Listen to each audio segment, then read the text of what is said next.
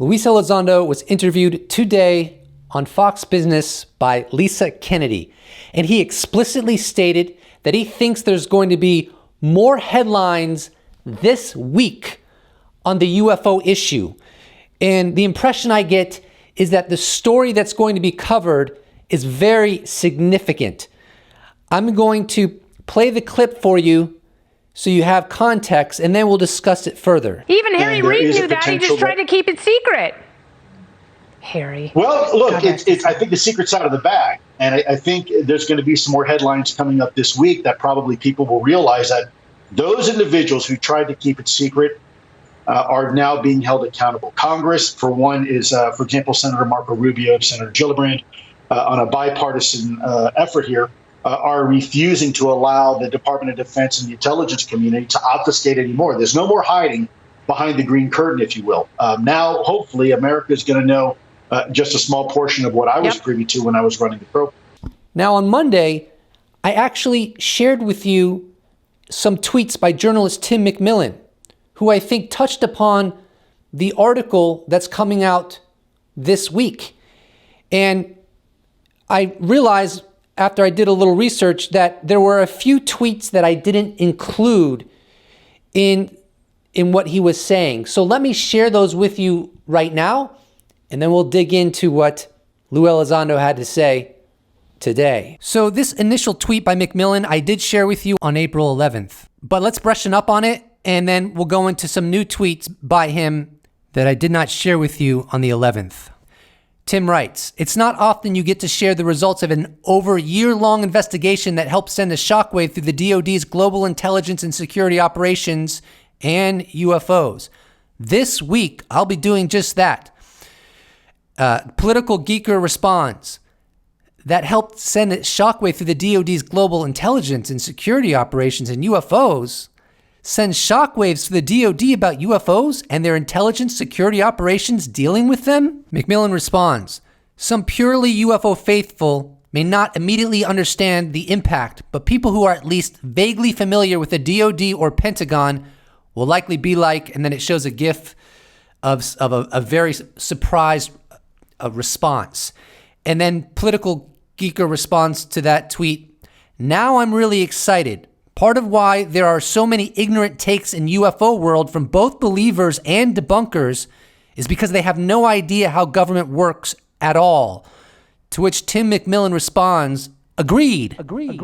And I think there's going to be some more headlines coming up this week that probably people will realize that those individuals who tried to keep it secret are now being held accountable. So for starters, I think it's extremely likely that the article that Tim McMillan cited, that he said it was going to go up on his website or his news outlet, the debrief this week, is the same story that Lou Elizondo is discussing. However, Lou Elizondo said headlines plural, which gives me the impression that this is going to be a major story and therefore is not going to remain within the confines of the debrief news outlet, but it's going to be covered by other outlets as well. Yesterday, April 11th, I shared with you some tweets, and McMillan was asked, who did the investigation to uncover this story? And he said that it was him, but he also said that the current sitting Secretary of Defense, Lloyd Austin, played a personal role in this story that we're going to very likely read about this week. And since it was McMillan who spearheaded this investigation, I don't think it's related to the current Inspector General evaluation that is going on right now that was instituted by Lou Elizondo as well as his lawyer, Daniel Sheehan. In the interview with Lisa Kennedy that aired today, Elizondo said, "Those individuals that tried to keep it secret, that is, the UAP issue, are now being held accountable."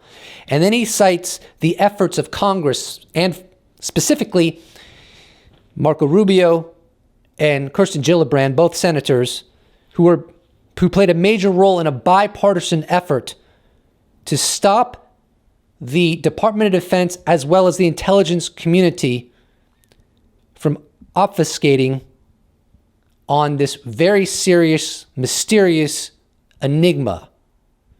I think this article is going to be really important. Elizondo stated in the interview, now hopefully the American people are going to know a small portion of what I was privy to when I was working in the program, the UAP study program. So that's great news. I hope that the American people and people of all nations have more knowledge about exactly how this investigative operation was conducted within the United States government and what they learned about UAP. Because if you were to take a poll of the American people, do you want to know the truth about UAP? What percentage do you think would say yes? I think the vast majority would say yes. And the United States is a democratic nation, a nation of law. And if that's what the people want, well, give the people what they want. Now, there's a statement that I've said a lot on this channel, and anyone who has been watching me for a while will know. And I'm gonna